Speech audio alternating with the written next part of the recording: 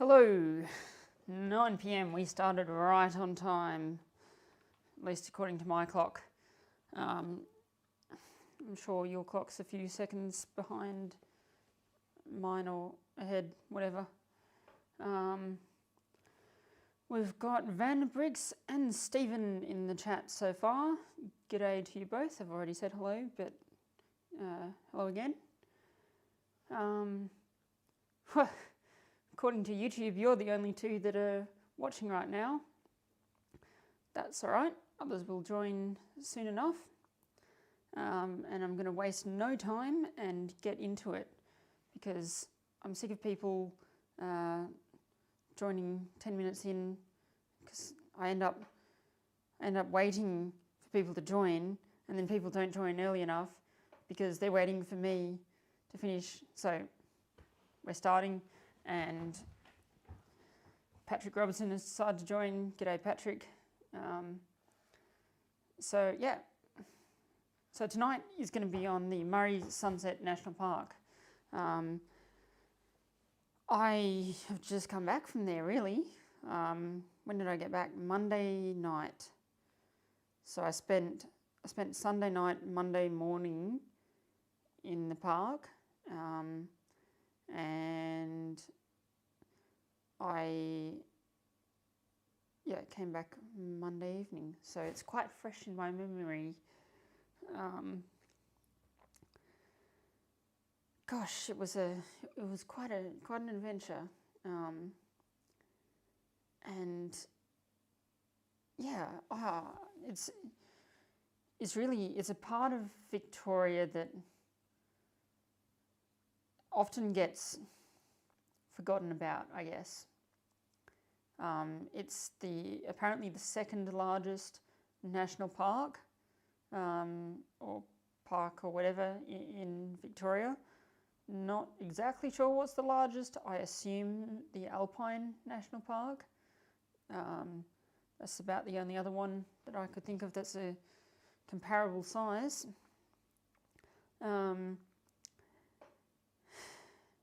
So where the hell is it situated?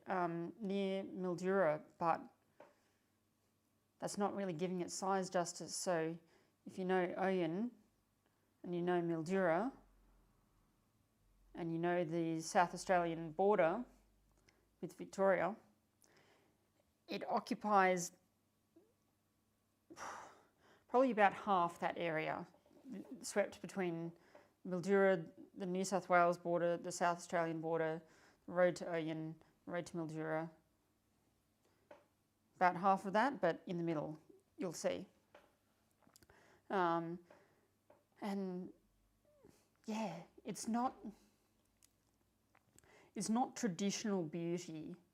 And by that I mean, like, you think of traditional beauty in nature and you think luscious forests and expansive beaches. This isn't, there's no tall trees, there's no beaches, but there's certainly trees and there's certainly a lot of sand.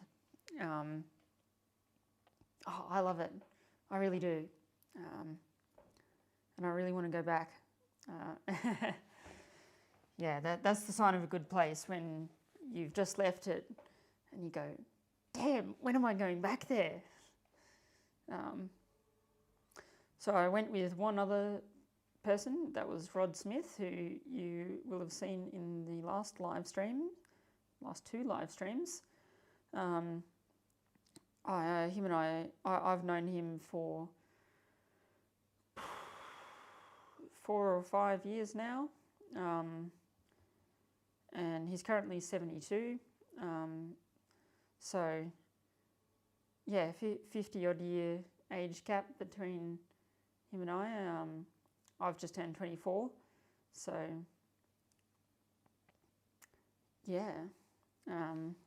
48 year really, but still. We slept in hike tents separately, which is interesting because he couldn't find his normal hike tent, and so he bought his father's 1940s hike tent.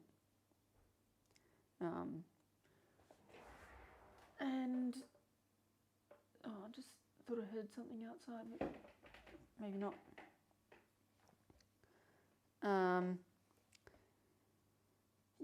And so, no, the mask's back. I guess, so I'll be showcasing the photos. I didn't film a video of the adventure itself throughout the park. I filmed retracing the Newinji towards Millawa South line, and I was contemplating filming the Linga Salt Tramway, which we also checked out, but I decided not to. But having been there now, I will probably go back there with more of an idea of where the alignment was and how much is left. I'll probably go back and film a video next time I'm in the area. But so I think we'll switch over, but I just want to say g'day to MarTV and Albert. Hello to you two. And Albert, I noticed you attended my Light Railways presentation last night. I hope you enjoyed. Everyone seemed to, so It was pretty good. Right, screen capture, there we go. So, this is a map of the Murray Sunset National Park. You can see here's Mildura up here, here's Oyen down there. That's sort of an idea of where it is in relation to the rest of Victoria. So it's right up in the northwest. I really have how do I describe it? Like a fond love, I guess, for the northwest of Victoria. A lot of people just see it as barren and not really worth visiting, but gosh, you go there and you realise, like, whoa, this is not barren. Dry, yes. Barren, no. So that was one thing I did have to keep in mind, was taking enough water. Because last time when I was, if you notice this road here, from Red Cliffs towards Werrimell, around here is Moringa, somewhere around here is Morcalla. Rings a bell, anyone? I did a video on retracing the Morcalla line and I ran out of water. That wasn't even delving into the main park. It really, it feels like you're driving through the outback in many ways. You don't think of Victoria as a place where you travel through the outback, but if you go into the national park, it's pretty SWB audio capture not registered. The terrain, the trees, the colour of the soil, to even just opening and closing gates. For those who don't know, if you are travelling through the outback and there's often gates across parts of large cattle and sheep grazing reserves or stations or whatever you want to call them, pastoral leases, and so the deal with gates is that you leave them how you found them. So if the gate was open, you pass through, you leave it open. If you come to a gate and the gate is shut, it's often, it's not locked, and you're more than welcome to pass through it, because, it's a public track, but you do have to take the latch off, open the gate, drive through, close it up again before you leave the area. So yeah, obviously all this green area is the Murray Sunset National Park. And yeah, it stretches all the way up to the Murray in various parts. So I really started at Nowinji, which is right here. We travelled along the Nowinji line track, which is there, as far as Rocket Lake, right there. That's where we camped for the night. And we'll get into the story of how that went down a bit later. Then we SWB audio capture not registered. To Underbull track, went southwest on Underbull track, and then directly west on Feeney's track, as far as Bamble South track, which we went north on until Settlement Road. We went west along Settlement Road until Nuns Road, which was a little bit of an overshoot. The roads in the area weren't properly signed, really, a lot of them. So there's a few gates which we thought were just farm access tracks, but probably we missed one. Well, we did miss one that we wanted to get to, that would take us directly to Moringa, but anyway. Nuns Road to the north, and then east to Moringa.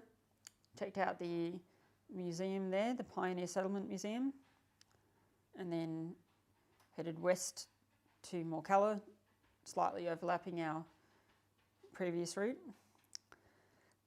Then we went along, this map has got it labelled as West Settlement Road. My map had it, which was a HEMA Maps, Victoria's Great Deserts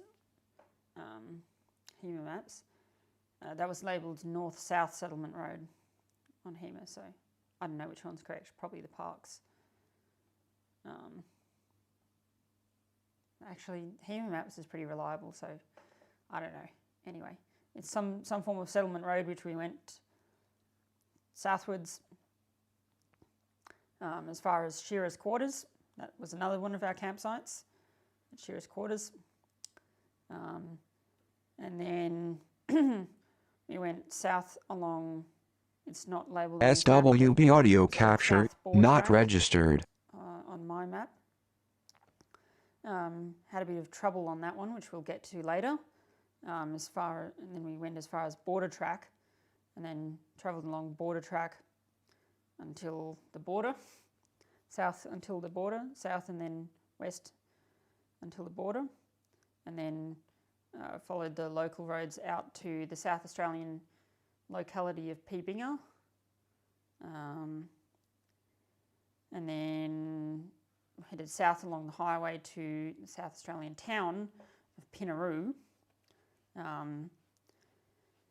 And funnily enough, I knew the South Australian border was open to fully vaccinated travellers, and we were both fully vaccinated. I didn't think that there was any sort of... I suspected there might have been a permit or something, but kind of forgot about it at the same time. And so we didn't get any sort of permits or anything. Didn't cause us any trouble, but later found out that you should have got a permit, and you actually had to get a negative test. Not only be fully vaccinated, but get a negative test. So, whoops, didn't do that. It's not like we infected anyone. But anyway, went south to Pinaroo, and then we stayed for like an hour or two in Pinaroo. Peebinger, by the way, was the former terminus of a South Australian railway line, so that's why we were visiting there. SWB audio capture, not registered. Retrace the line any distance. We just wanted to photograph Peebinger. Yeah, Pinaroo, and then back into Victoria. We saw police doing border checkpoints on the outbound side of the road, or I should say outbound from Victoria into South Australia, whereas we were going inbound. There definitely wasn't any police or anything on the back road that we took. Not that we were trying to evade authority or anything like that. It just happened to be the quickest route from the way we were coming from. And to be honest, we didn't even notice that we had crossed the border. There was no welcome to South Australia sign, anything like that. It was just, yeah, you've crossed the border. So, ain't that how it should be?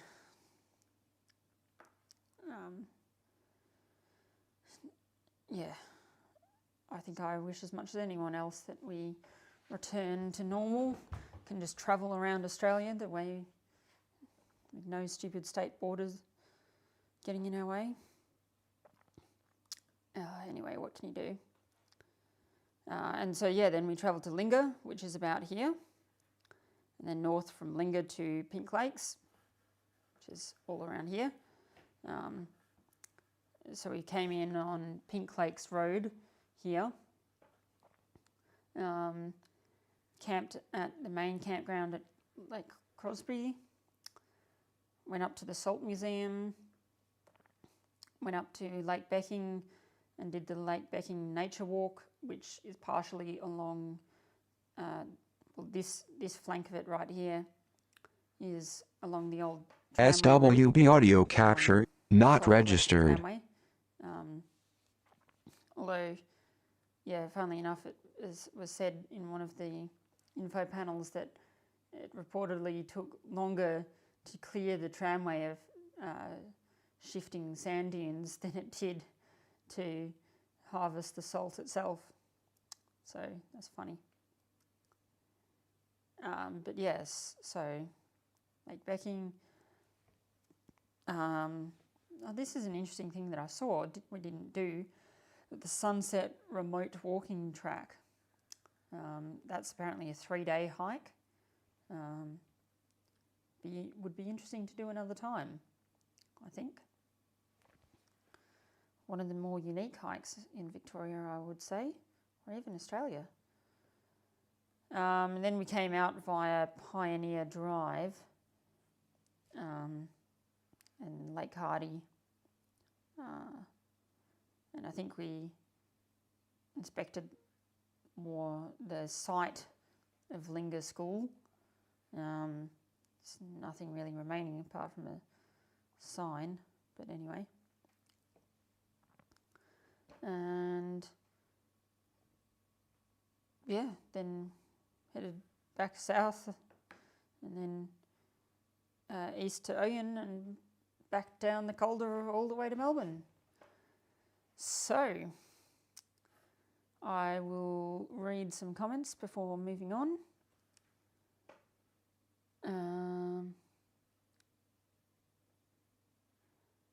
Stephen says, I was there too. Great talk, Floyd. Thank you, Stephen. I'm not sure if you noticed, but at one point your audio was interrupting, I think, John Dennis when he was talking. Was sort of SWB audio capture, not registered. Yeah. Albert says, I did, it was good.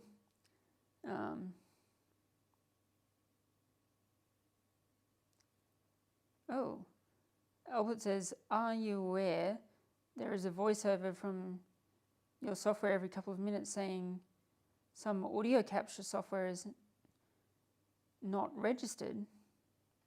Huh?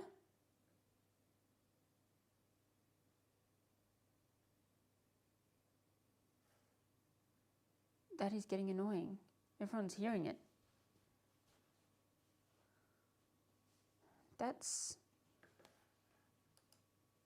Is it this?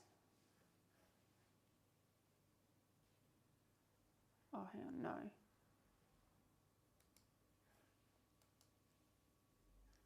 Quit Zoom.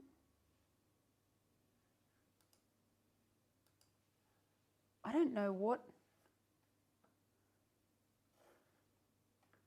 I'm trying to figure out. Let me just switch to the main camera. What would be causing that message? Because, you know,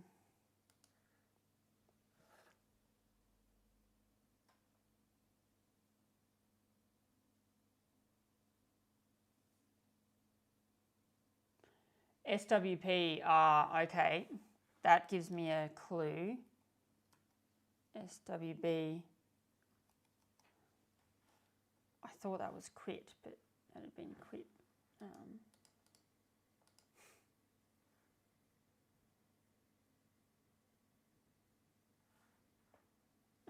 Okay.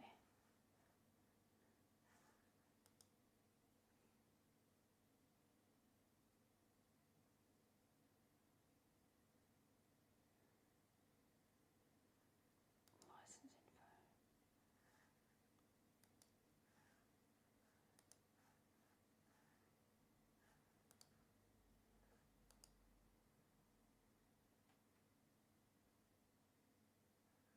It's registered. Okay.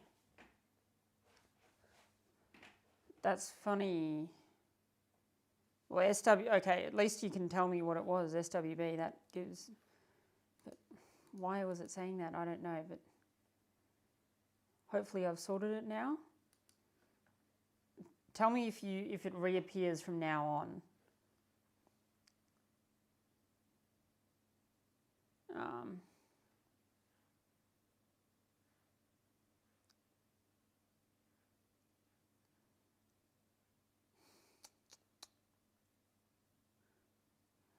Lee Pennant says, "G'day Floyd, I'm sorry I missed you on the stream on LRRSA. Looking forward to catching up on that." Yeah, if anyone missed out on the LRRSA stream and wishes to see it, it was recorded and it'll be up on the website in a few weeks' time. I'll put out a post or whatever when it is up, or when I notice that it's gone up. And yeah.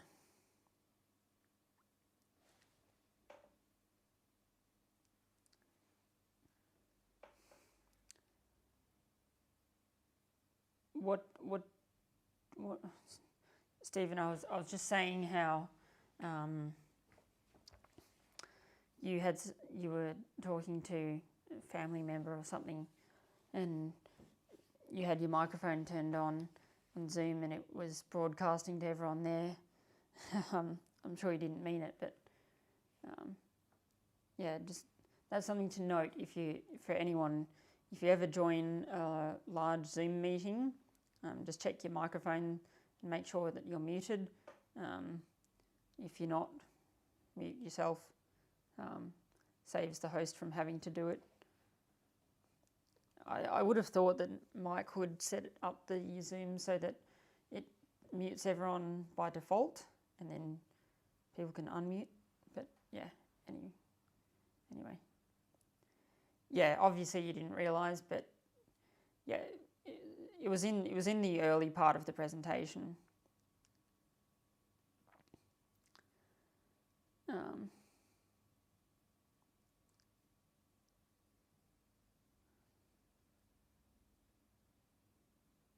Same voice appeared again. That's funky.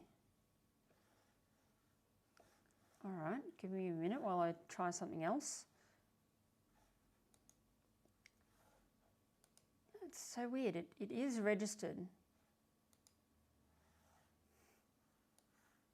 Output. Input.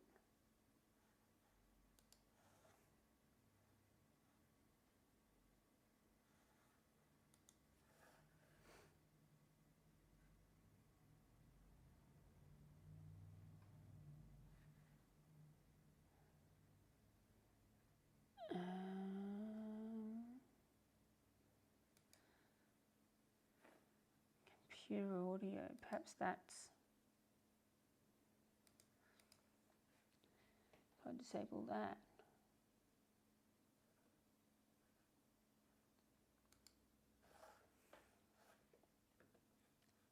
And SWB.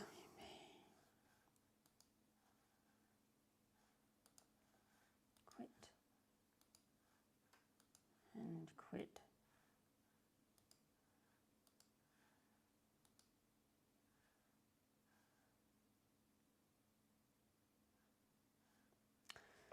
All right. Hopefully I've fixed it.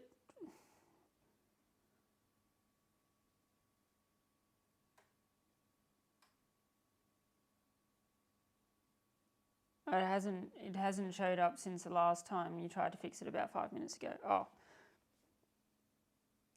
Oh, oh, okay, I'm reading an old message. Okay.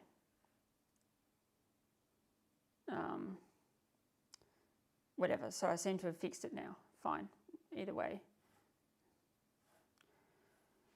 So yes, more comments.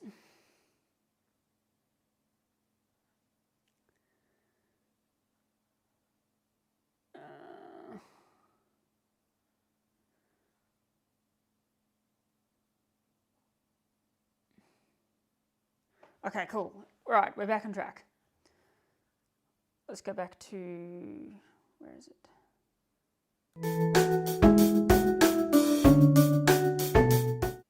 Yeah, there we go. Back. Sorry about that. Yeah, so we'll move on to the photos, the actual photos. And what's the time? We've been going for half an hour already. Yeah, so I've sorted these photos out into a couple of different folders. I've got the Moringa Pioneer Museum, the Murray Sunset National Park. I've got Rubicon. I actually came from Rubicon.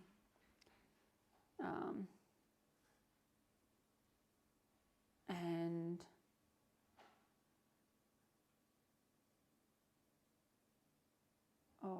that probably has.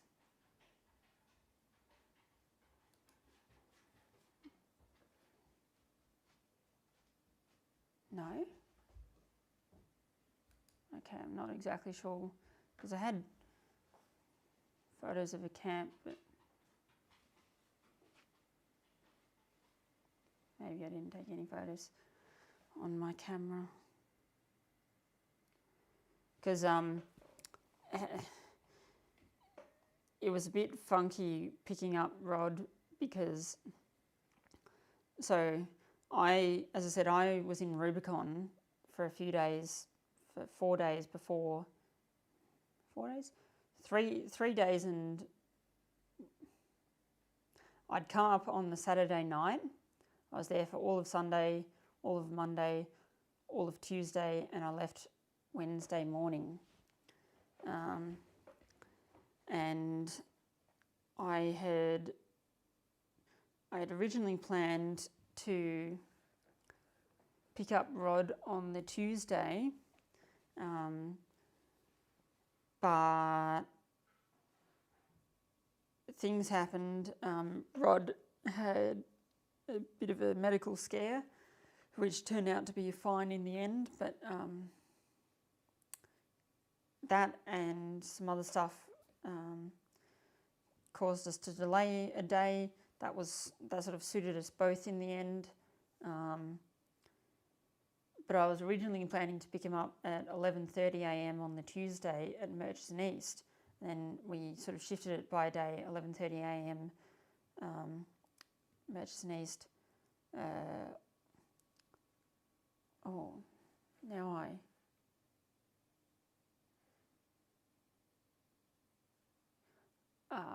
Yeah, okay. Now, sorry, I figured something out, don't worry. But then, yeah, because of his medical incident, we wanted to just push things back a little further. So I ended up picking him up in Kerrang at 10 p.m. Yes, no joke. He was on the last train to Swan Hill. And I picked him up at Kerrang, which is, if I go maybe...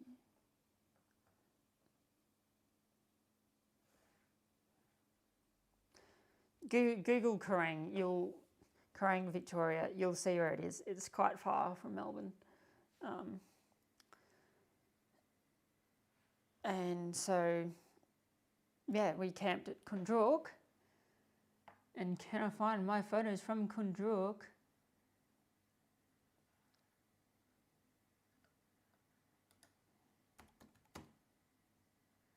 Yeah, here we go.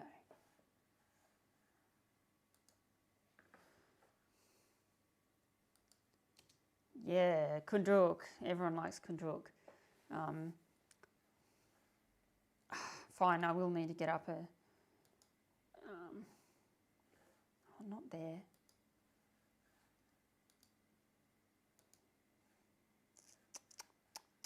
Let's go to this map.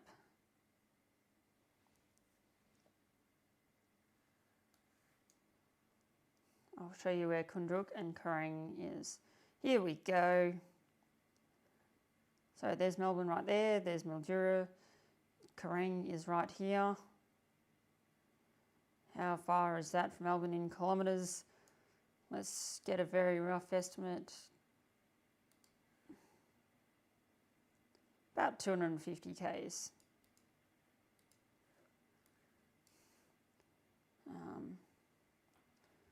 And this was the Kerrang to Kundrook tramway.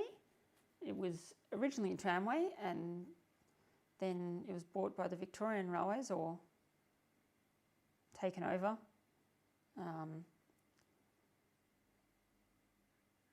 So that's where I picked up Rod, Crane Station, and we travelled along Crane Kundruk Road, which sort of follows the tramway for a lot of the way.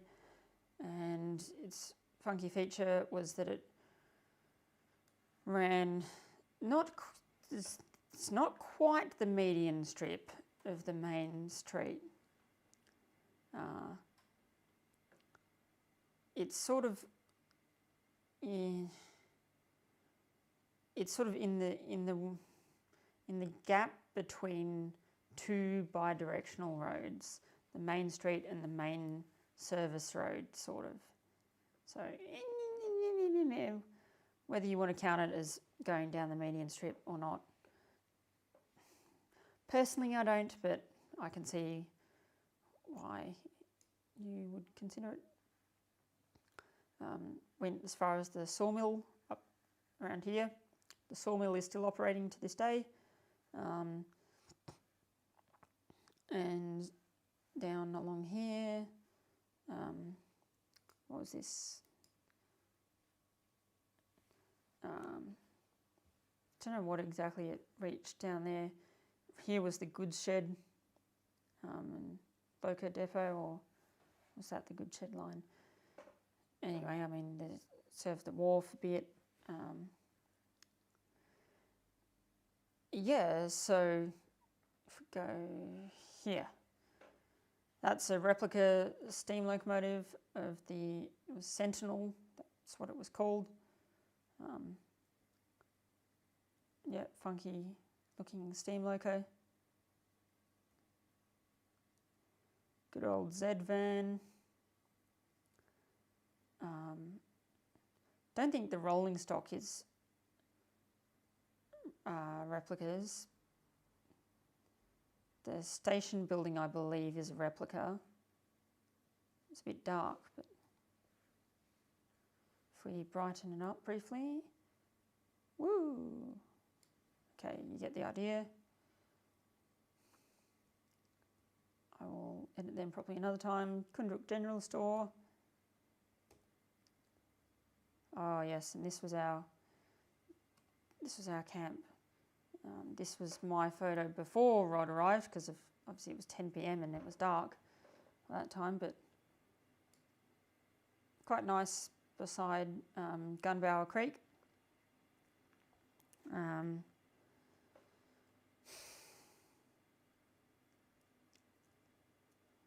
My car was quite full of stuff. Hey, there's Kundruk Goods Shed.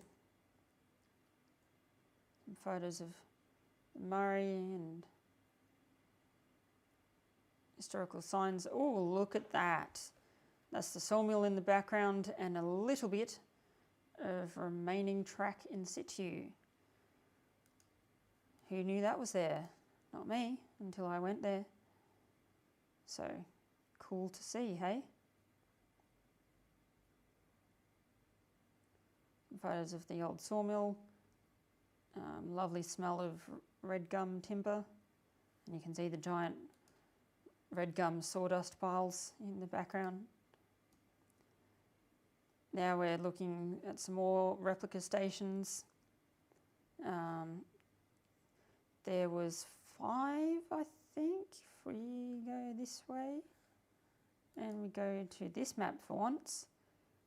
If I zoom in, this is Mark Bow's map.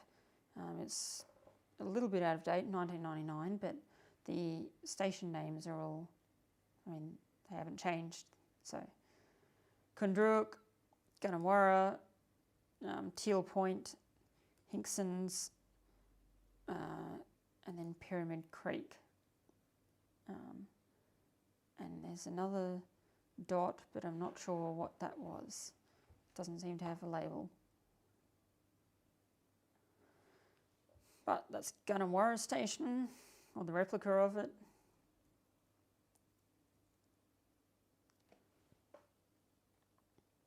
Fairly basic.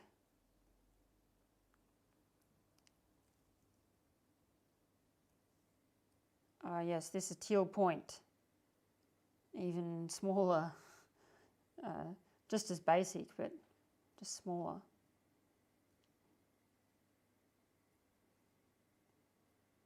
Stephen, I bet you were with us at this moment. I know this has been something you've wanted to check out for a while.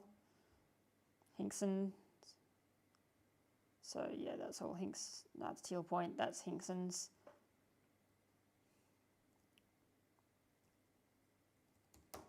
And Pyramid Creek does not have. Where are we? There. Pyramid Creek does not have a replica station. Not sure why, but it doesn't. Now I said this was about the Murray Sunset. Kundruk is not Murray Sunset, but it's a little side adventure. And I mean, what if... Yeah, sure. I'll show you the Gunawara line. Whoops. Pineangle to Gunawara line. This was another thing that we checked out, and if I go yes, that's where I wanted to be. So for reference, this is the Swan Hill line. Everyone knows and loves the Swan Hill line. We stopped over at Lake Boga to check out an abandoned motel, and also there's free hot showers there, so I took advantage of them. I was running at that point at 4 or 5 days without a shower, so I was definitely feeling it. Unfortunately, I would go another 4 or 5 days without gaining access to another shower, but I had a nice one when I got home. But when you're going on these long adventures, like, you do lack in the shower department, and you do get pretty dirty, but you just deal with it. Sometimes if there's a river or something, you'll obviously go take a swim, but there wasn't a lot of water where I was going. Even the so-called lakes didn't have much water in them. They were all dry pretty much. So anyway, this is the Swan Hill to Pineangle line in yellow. That's a freight-only line. I have not travelled on that line. I wanted to. I'd booked on the tour, and then COVID got in the way, so I didn't do it. And then there's the Pineangle to Gunawara line in red. So that's been closed for a long time. Rod said that he had travelled by train as far as Coolanong, but never as far as Gunawara. This way. So this is the first station if we go back to our lovely Mark Bowes. So Gunawara, or whatever you want to call it. Let's just rearrange stuff. That's the Gunawara station platform mound. Rod didn't even know that station existed, but I did. So we checked it out, and look at that, that's an old sleeper. So it's rather long. The mound was unusually long. Why that was the case, neither of us really know.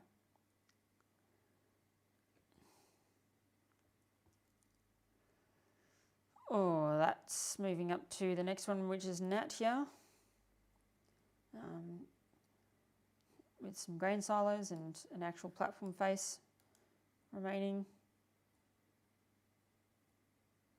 Oh yes, and found a singular rail still in the ground. So that's cool. And the goods platform over there.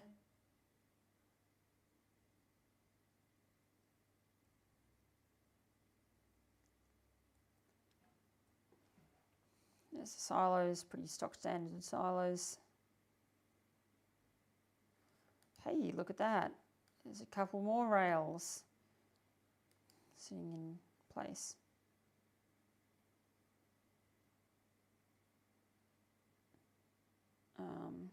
I think that's all still Natya. that must be somewhere different. Hang on, let me go back. Okay, that's definitely Nadia. Now I'm looking at the time, 4:02, 4:03, oh, 4:30. So that must be, so I must be taking a photo of the next one up, which is Coolanong. Let me just write that. Is that the correct spelling? Yes.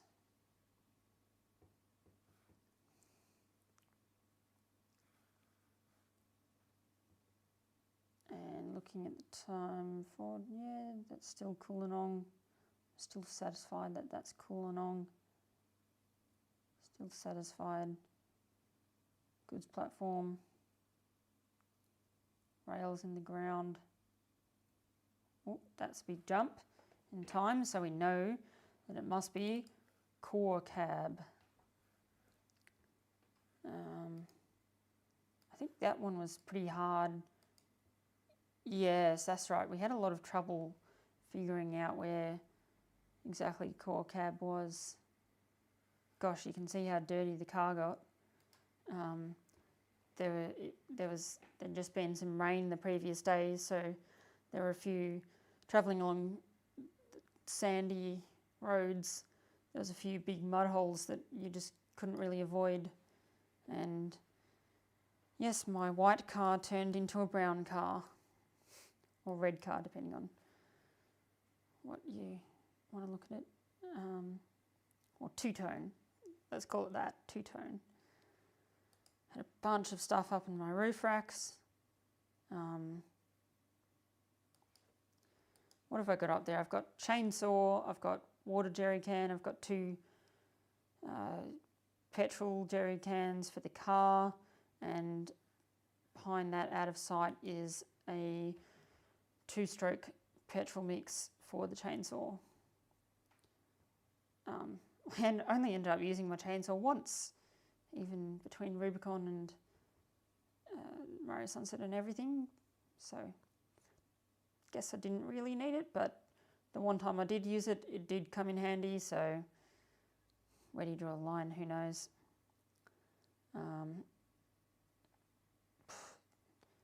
Yeah, that's what we think was the main alignment of core cab.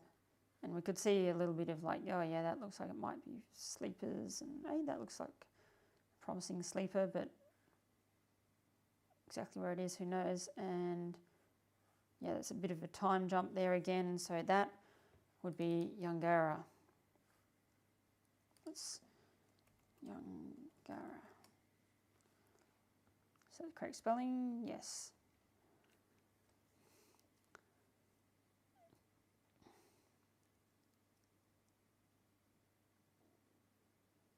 So yeah, not much left there, but hey, that's the remains of an old railway. Let's read some comments before moving on.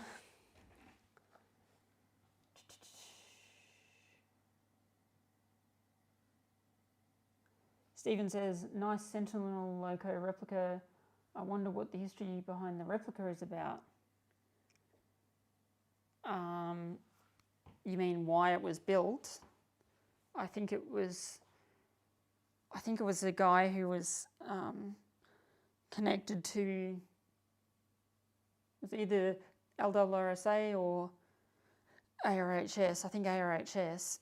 And I think it was in the 90s or something. Got government funding and whatnot, and built a replica. Vanna Briggs asks, they're a British design, the Sentinels, right? And Stephen says, yes, the Sentinels were built in Britain. Patrick McCarthy says, ever been up to Lake Eildon for camp? Looks lovely. Been near Lake Eildon, but no, not on Lake Eildon. I'll get there one day.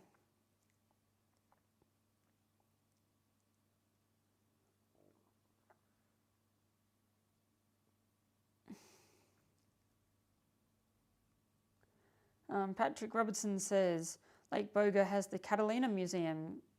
indeed. I didn't really have time to check it out, but let's just say there's an abandoned building next door. I'll leave the rest up to you to figure it out.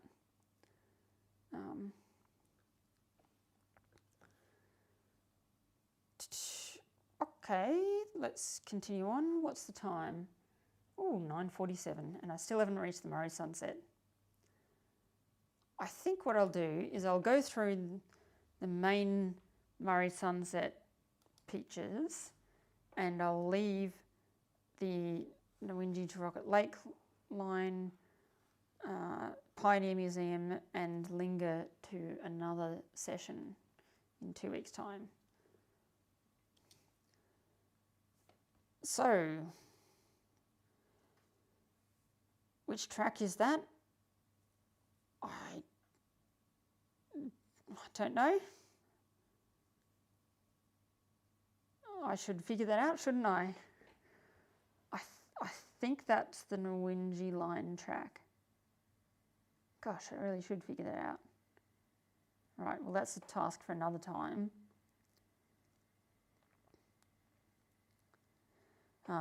A lot of these tracks were labelled as four-wheel drive only, and my car is not a four-wheel drive, but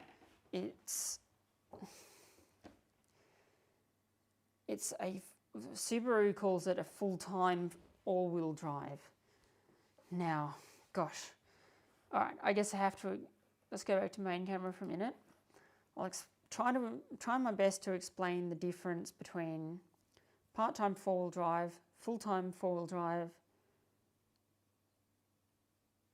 full-time all-wheel drive, and I guess I'll say all other all-wheel drive systems. And there's a lot of all other, but I'll generalize them. So, in all the cases, at some point in time, all four wheels are driven. Okay, we get that. Now, what's the difference? Why differentiate? Well, because each system sort of achieves that slightly differently. Now, in a car, there's things called differentials. Now, a differential is a set of gears that allow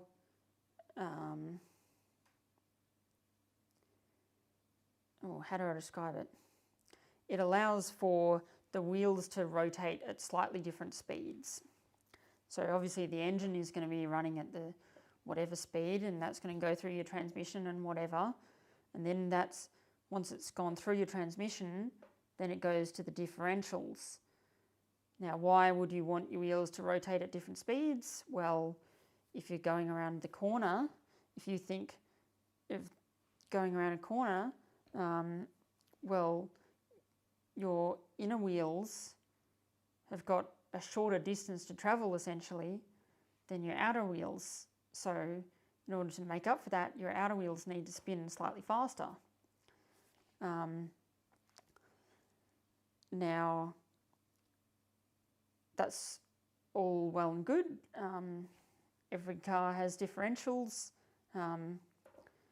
A standard front-wheel drive or rear-wheel drive car would only have one. That's to differentiate between the two driven wheels. But a four-wheel drive or all-wheel drive needs three. They need a centre differential, and that sort of splits the power front to back, because the front wheels and the back wheels, when going around a corner, will be travelling at slightly different speeds. And then they'll have a rear differential and a front differential, which splits the power left and right accordingly. So, all well and good. Now you can hopefully grasp what a differential is. The way that a part-time four-wheel drive works is that when you're on road, it's actually acting like a rear wheel drive. The front wheels aren't connected to the drive mechanism when it's on the road. But when it's off-road, you put it into, it's usually there's like an extra gear stick, and it usually has labels for 2H, 4H and 4L. That stands for 2 high, as in two-wheel drive high range, 4 high or 4H, and 4 low. What's the difference between high and low? Just different gearing. Almost all four-wheel drives have high and low gearing. It's really only one extra gear that's engaged, but you can sort of operate that lower engagement with all of your normal gears. So you effectively, if you've got a 5-speed transmission and then it's a dual range, or in other words, you have low range and high range, then effectively you've sort of got 10 gears to play with. You're not going to be going through all 10 sort of sequentially, but you'll be sort of picking at a particular point, do I want a lower gear ratio or a higher gear ratio? And that's basically, if you're on road, you want the high range. If you're off road, you want the low range. It's a little bit more than that, but that's the basics. Now, very few all-wheel drives have low range. Very few, but some do, a couple. My car is one of them.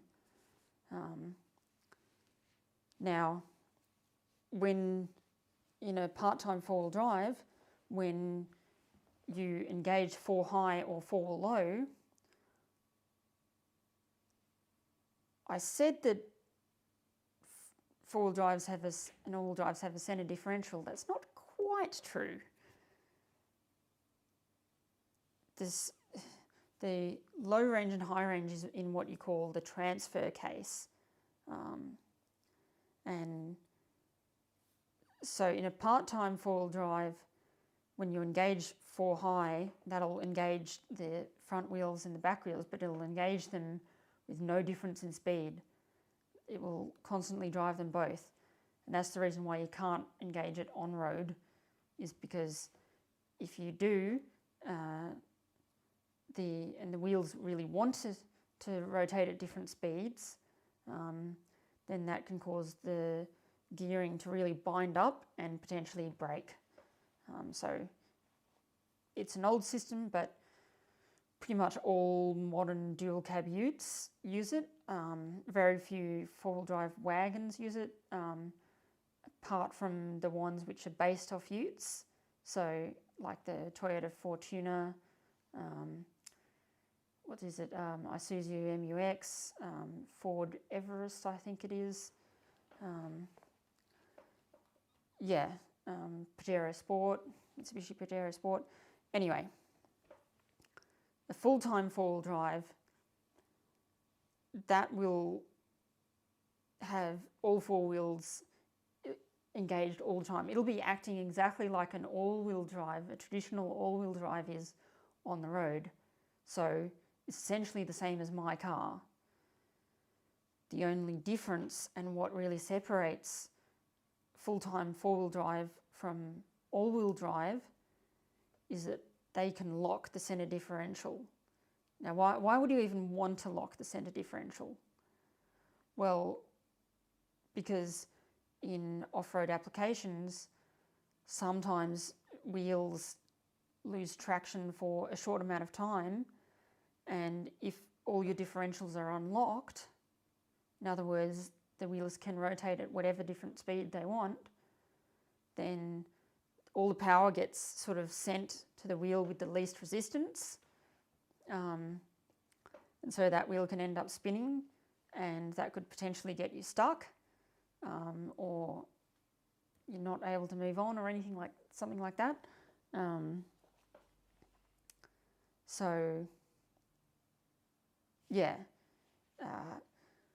that's sort of the difference between a full-time four-wheel drive and an all-wheel drive. And really hardcore four-wheel drives will have the ability to lock the front and rear differentials as well, for ultimate traction, if you like. But it comes at the cost, I guess, of reduced turning radius, or I should say increased turning radius. So in other words, you can't turn as much, and it'll cause problems with you if you are on road. The reason why it doesn't cause trouble off-road is because even if you are going around a corner and the wheels kind of do want to rotate at a different speed, whenever there's a little bit of bind up, the road is slippery enough so that it just slips and it's fine. So it's a lot of explaining, and hopefully you can sort of get your head around it.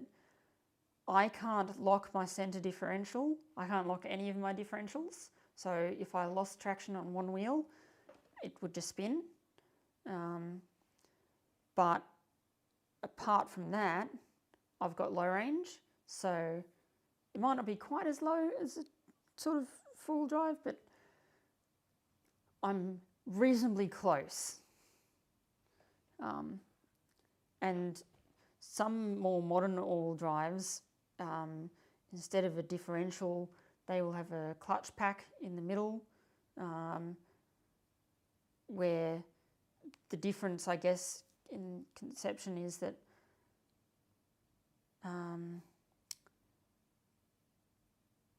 my car, all wheels are sort of being driven all the time. It doesn't wait for some wheels to lose traction or anything like that. Whereas some other all-wheel drives, or even more modern Subarus, will sort of wait for wheels to slip, and then the computer will engage the clutch packs, which will engage the rear wheels or whatever. Yeah, that's a bit of a reactive rather than a proactive system, which can cause... It's fine for on-road, but off-road can cause you some issues. Could potentially even cause you to get stuck. Anyway, long explanation. Let me just read some comments. G'day,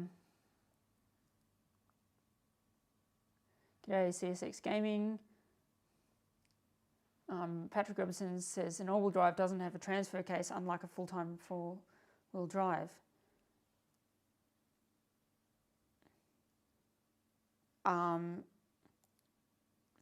My car has a transfer case, and it's an all-wheel drive, because I've got low range and high range, but you're right that most all-wheel drives don't. My car is the exception rather than the rule. But yeah, full-time four-wheel drives and any other four-wheel drives will have a transfer case. Ben M says, hey Floyd and everyone. Patrick Robinson says, my Nissan GQ Patrol has a transfer case. Indeed, it would. It's a four-wheel drive, so it definitely has a transfer case. Open diffs on the Subaru, says Ben M. Yes, all of my differentials are fully open. Having said that, I wasn't planning to get into this level of technicality, but here we go. My centre differential is a viscous coupling, so it is open, but if there is a significant amount of spin, it locks up. That's not controlled by a computer, that's controlled by the viscous coupling, which is basically, it is a clutch pack, it's a wet clutch pack, so in other words it's got oil surrounding it, but it's a special formulation of the oil such that it will bind up when there's heat. So if there's a large differential in speed, then the clutch packs will be rubbing together and creating a lot of heat, which will bind up the viscous fluid and sort of temporarily lock the centre differential. Now, of course, that's a reactive system rather than a proactive, so not as good as being able to just lock it like an actual four-wheel drive. And yes, I will get an actual four-wheel drive someday, but hey, is the car I've got at the moment, Super Outback. It can get me to a lot of places, so I'm holding on to it for now.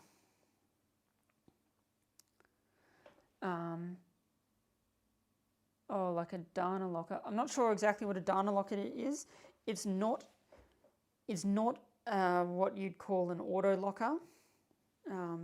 So an auto locker is sort of where it's permanently locked unless there's a breakaway torque which unlocks it.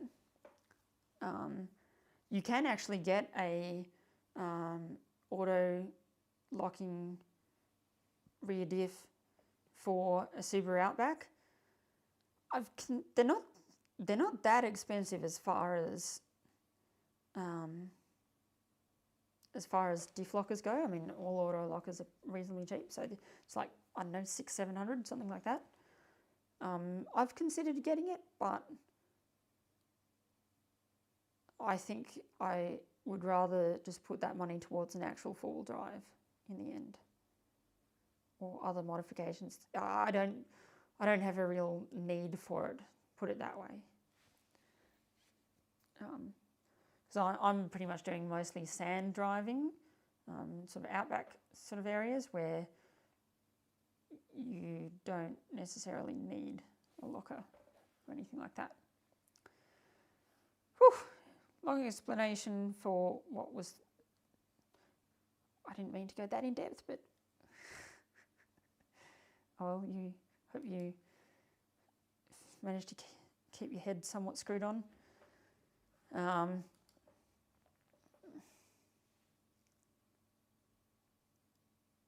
Yeah, really don't know what the hell that track is. But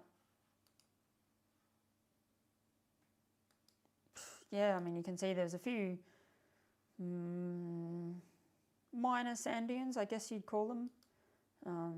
So yeah, these tracks were a bit corrugated. They were labelled as four-wheel drive only, but my car could certainly handle the vast majority of them.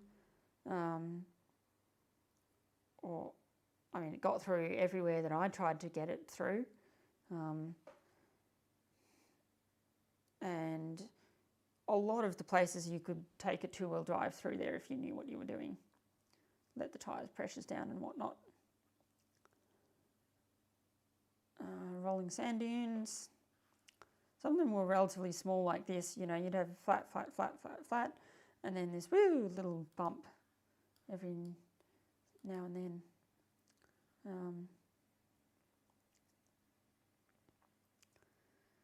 I think we'd had a bit of rain, so the car was slowly getting cleaned a little bit.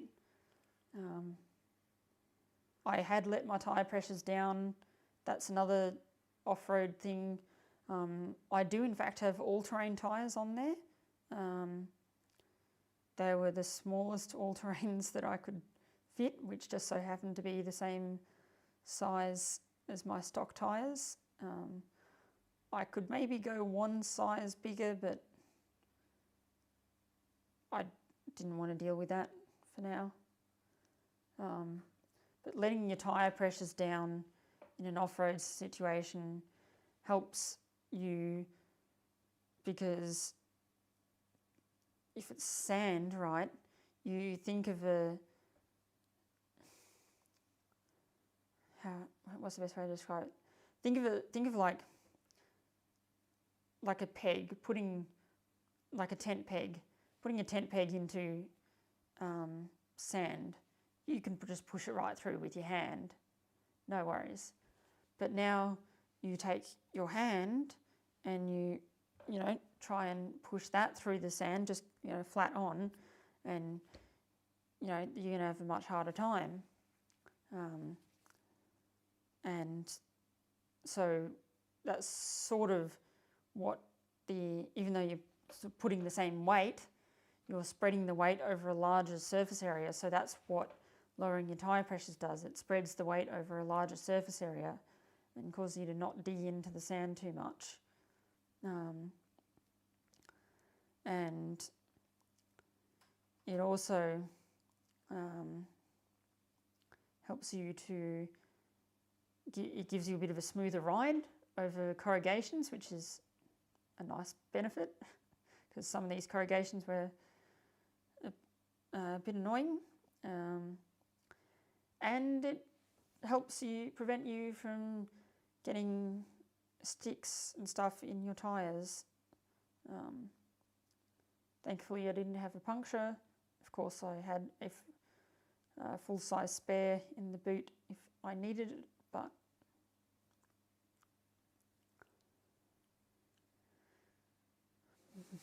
yeah, the track sort of changed periodically from sandy to a little bit rocky.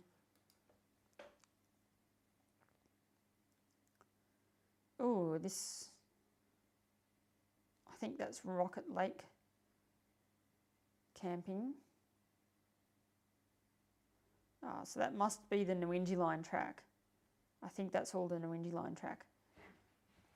Rod's having a bit of a snooze. This is the Rocket Lake campground. The lake is over that hill, but it was completely dry and wasn't very scenic in any way. And you can see here these orange tracks. Those are called max tracks. They're sort of standard four-wheel drive recovery tracks, which can help you if you get bogged, especially in sand. And yeah, I never had to use them, but it was nice knowing that I had them as a backup. I sort of knew, especially on sand dunes, some techniques to avoid getting stuck in the first place, but yeah. Out of focus picture of me chopping up some garlic for dinner. Sunset at Rocket Lake. Me with some heat-proof gloves on, handling the grill. And there's what's that, 8?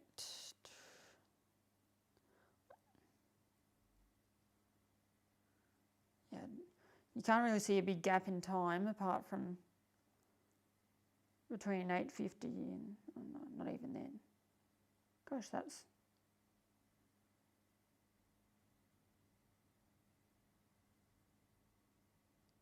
15 minutes. Those photos were taken 15 minutes apart, but at vastly different exposures, obviously. Anyway, funny or not so funny story, depending on your perspective.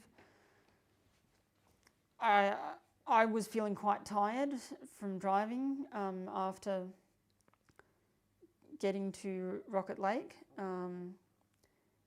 and I had sort of said to Rod that I wanted to retire early that night.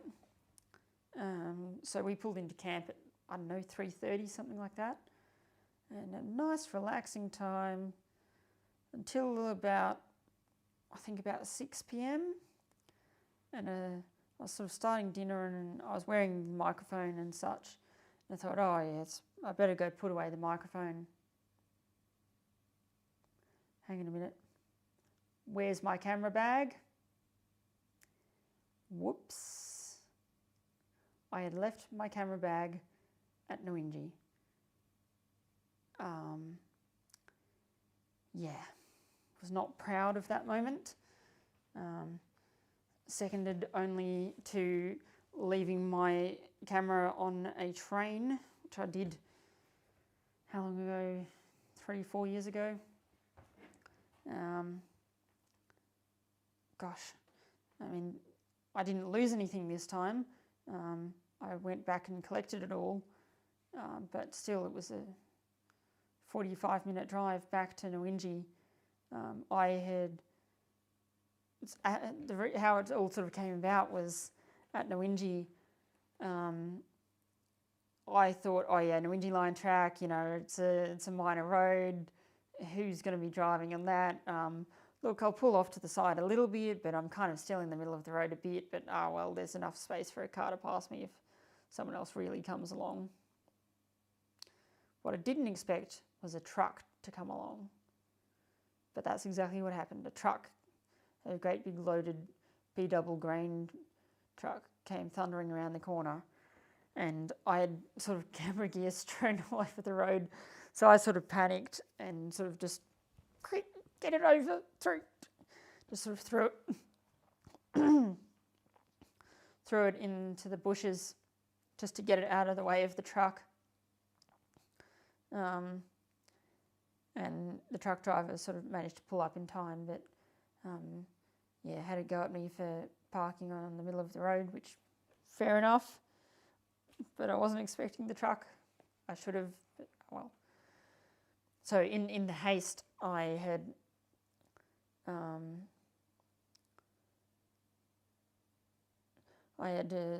you know, strewn everything to the side. And then when I was done at Nwinji, forgot to pack it back into the car. So had to go back and collect that. And Rod looked after the roast lamb that I was cooking that night. Yeah, still. I'll show you the Nwinji line another time. Well, next week. Now I'll just go back to screen capture. Yeah, you look at that. Some nice coals. And we've got a grill basket up here. Yeah, it's pretty dark, but you can sort of just see I've got some potatoes over here, and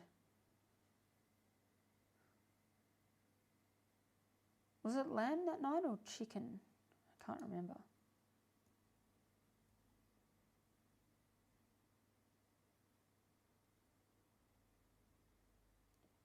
Was that? That's Robert Lake. Yeah. Okay, that's next day. All right. Shearer's quarters. That's an old. That was the house of the former sheep station leaseholders of the area.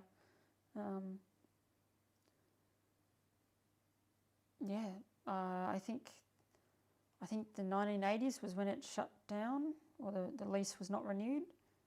But yeah. Now this track, I recognise this one. This is South Boar track. I recognise it because of this sand dune in the distance. And we're going to go to this photo, and then I'm going to stop here and see if there's any comments. Rod Smith says, I didn't know Floyd was on tonight. I've just gotten in at 10 p.m. Oh well, now you know. First name, last name says, so when you press in the clutch, does your car make a sound? No, my car is naturally aspirated. It does not have a turbo. It's a naturally aspirated 2.5 litre EJ245.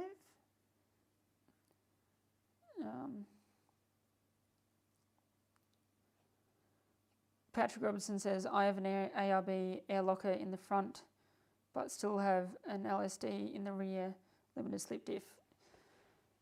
Yes, that's a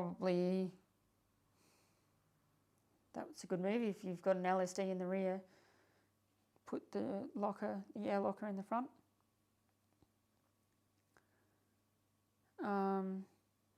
Rod, you missed some talk about differentials and differential lockers, and how similar my car is to a four-wheel drive.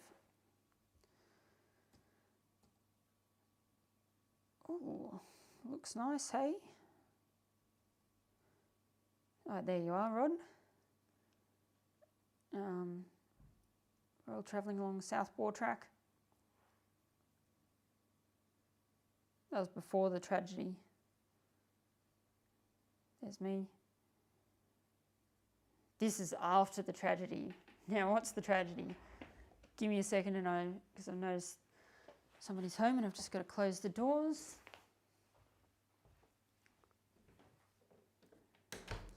So the tragedy, I'll just talk while I'm doing this. It started when we were going on South Bore track, and it was getting a little spicy. It was getting a little bit, perhaps out of my depth a little bit. Now that was okay because, I had all of the necessary stuff to get me unstuck if I needed to, but there was, how do I describe it? So there was your normal corrugations, like the little bumps, very little bumps that are annoying, but they don't really impact you in any other way. They might be a bit bumpy, rumble over them a bit, but yeah. So you got them. Then you had these sort of larger bumps, which I'll call sort of major corrugations, because they sort of appeared to be sort of in tune with my car's suspension, if that makes sense. Sort of where I would go over them and it would just cause massive undulations unnecessarily, even going quite slowly. And, my car doesn't have the greatest clearance in the world compared to like proper four-wheel drives. But hey, it's got enough to get me by. But then there was also like potholes, I guess you could call them, or parts where you were going uphill, up the dune, and people had sort of gotten stuck along the way and sort of spun their wheels. And I kept sort of going up and up and up the dune and getting almost to the top and then sort of slowing down and stopping, and I just couldn't get all the way up. Now, I knew that once you sort of feel the wheels spinning and you're not really going anywhere, that's the time to back off before you dig yourself a hole. And so you then reverse down the dune and then try and take a run up again, maybe take a different line. In hindsight, what I should have done is lowered my tyre pressures right down much further than I did. I think at that point I still had them at 20 psi, down from a normal 28. Whereas, probably should have let them down to at least 10, possibly lower.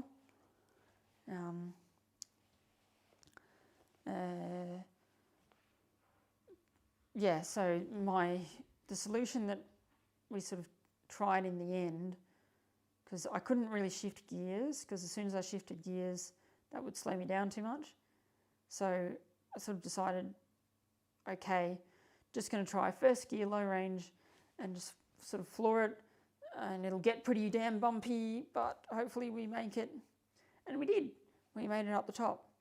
But it was so horrifically bumpy that I broke my roof rack, or rather the dodgy pallet that was acting as a roof rack that I stole off Les.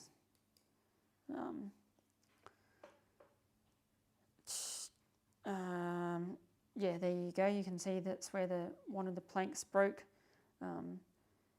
It's a pallet. It was never actually meant to be used as a roof rack, but it was handy, so I used it. I did tell Les that I broke his roof rack, and he said it should be fine. It's a pallet.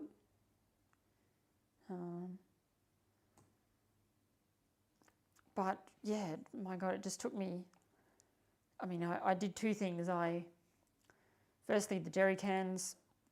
I emptied as much of them as I could into my main fuel tank, and I also swapped out the water jerry, the water container, with that one. The one that was on the roof was full, and the one that was in the car was mostly empty now. So I swapped them out. So I reduced the load on the roof rack by a significant amount, 40 odd kilos probably. So I mean, I'm impressed that it survived as much as it did, to be honest. But yeah, I can understand why it broke.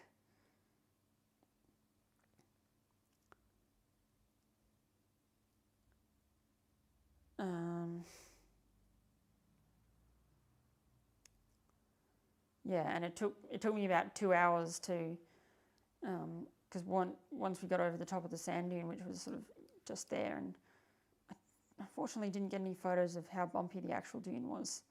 But once we got over the top here, I stopped and saw that the jerry cans had fallen off the roof rack, and to take everything down and blah blah blah, and restrap the roof rack, the pallet, to the actual load bars, the proper aluminium load bars that I have normally on my car, and yeah, just took me about 2 hours to get everything sorted. An hour and a half, 2 hours, and that's Rod sitting in his chair, sipping on his wine. That's the bit of wood which broke off.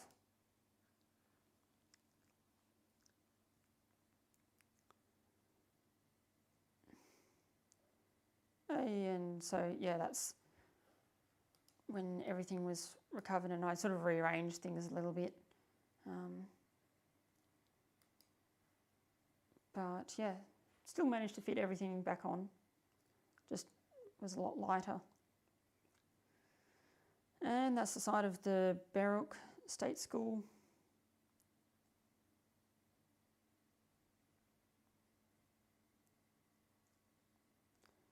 Oh, where are we camping at this current time? Lake Crosby, thought it might be.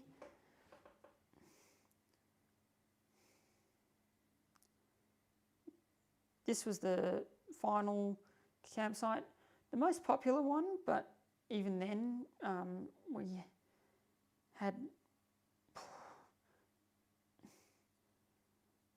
we got a decent campsite, and there was maybe 2 or 3 other groups, and everyone was quiet. In fact, I probably made the most noise when I fired up the chainsaw at about 7 p.m, which I didn't really want to do, but there was a log which needed cutting up, and it was still bright. No one had gone to bed, and it was only going to be 30 seconds of noise, so I justified it.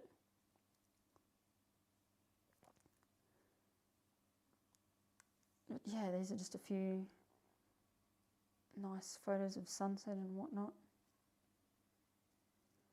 Oh yes, and this was the chicken that I was frying up that night on the fire. Oh, and you can really see that's the log that I managed to cut up with the chainsaw. It was already pretty hollow, but still allowed it to fit underneath my grill basket, and I've made it into an impromptu stove with the lid of my camp oven acting as a frying pan.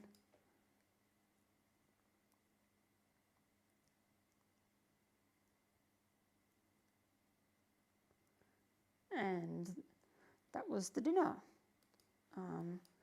I think it was risotto cooked in chicken stock with fried chicken thighs with Caribbean seasoning that I put together myself, with some capsicum and tomatoes and coriander and beetroot. That's on Lake Crosby itself, mostly dry salt lake. There's patches of water here and there, but not much. You can see they've picked up a bit of salt. I did taste it. Didn't really taste any different to normal table salt. But perhaps with a bit more of a sample and trying it in a few dishes, I could maybe tell the more intricate flavours.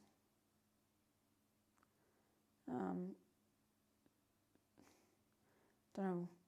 I don't think there's anything significant to that. It was just a random piece of wood that had some nice salt crystal formations on the bottom.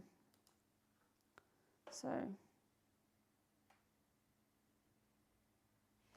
it's perhaps a bit bright. Let me just, I've already brightened it maybe.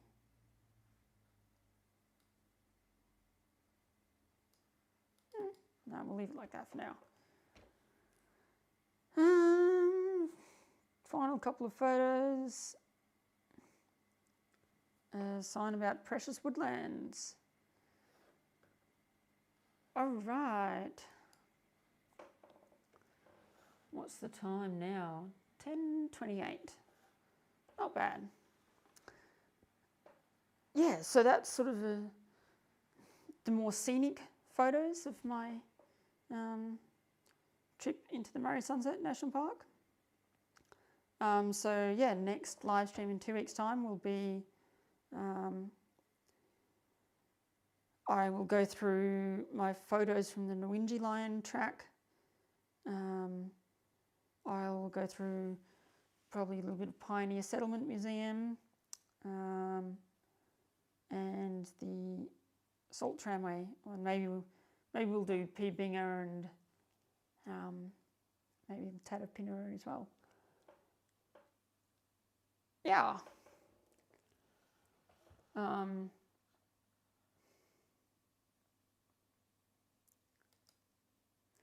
Patrick Robertson says, referring to bumps, that's usually caused by people driving incorrect tyre pressure with the undulating the bumps. Higher tyre pressures do contribute, but they're certainly not the only factor. You know, normal asphalt roads can develop corrugations. It just happens. Lowering your tyre pressure can help reduce the impact of the corrugations, but no matter what you do, you're always going to get them one way or the other. In hindsight, going up that dune, I should probably have not only lowered the tyre pressures a lot more, taken it a lot slower, and hopefully the low tyre pressures would have helped with that. But I really should have gotten out with the shovel and done, sort of filled in the bigger holes, done a bit more to sort of smooth it out a bit, rather than contributing to the problem, which I kind of did in the end, so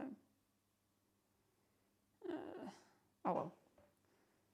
I'll go back another time and I'll conquer that dune once and for all without breaking anything. And Roderick Smith says a lot of the bumps aren't visible from the surface. The sand smooths them else. I assume you mean smooths them out. My understanding is that it was what crossing the Nullarbor was like up to the 1960s. Yes, similar in a lot of ways, but you didn't have the dunes. The Nullarbor doesn't have dunes. But certainly a sandy, rocky track. I mean, you can still cross the Nullarbor on the old air highway. The road's still there because then, as you said to me, Rod, the new road was built on a more touristy route. But yeah, you can still drive the old route if you want to. All right. I think that's it then, unless anyone has anything else to say. I guess final updates from me is that main channel videos will be hopefully starting up again in probably about 2 weeks' time, because that'll give me time to just start some edits and whatnot. Yeah. All right. Thanks for watching. See you in 2 weeks' time. Bye-bye.